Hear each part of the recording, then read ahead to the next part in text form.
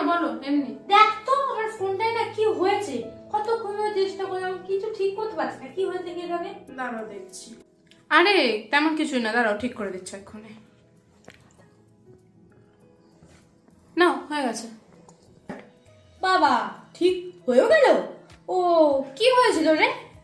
আরে তেমন কিছুই না, সেটিংসে একটু প্রবলেম হয়েছিল। ও আচ্ছা, কিন্তু আমি যে এতক্ষণ ধরে চেষ্টা করলাম পারলাম না তো। ও তুই অনেক কিছু জেনে গেছিস? বাবা তুই অনেক কিছু জেনে গেছিস তো ফোনের ব্যাপারে। আমি ভাবলাম আবার দোকানে টোকানে নিয়ে যেতে হবে, অনেক ঝামেলা।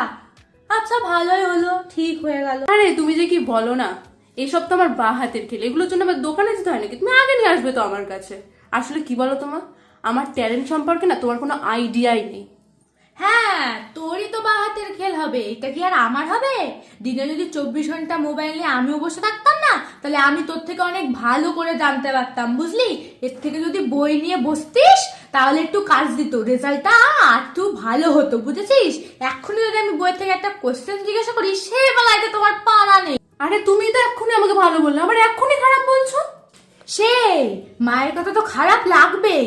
আসুক, দাঁড়া তোর হচ্ছে আজকে, তোর বাবা আসুক আজকে বাড়িতে, তারপর তোর দেখাচ্ছে। আরে তুমিই তো বললে আমাকে ফোন ঠিক করে দিতে, এখন আবার কি হলো? তুই আবার আমার মুখোমুখি তর্ক করছিস, তোর সাহস তো কম না। আরে কিন্তু আবার তুই খুব মুখোমুখি তর্ক করছিস, আমি লোক সমাজে মুখ দেখাবো কি করে আবার? কিন্তু তুমি আমার কথাটা আবার দাঁড়া, তোর মজা দেখাচ্ছি আজকে আমি তোকে, দাঁড়া। কিছু করলেও দোষ, না করলেও দোষ, তো ভালোই লাগে না আমার আর।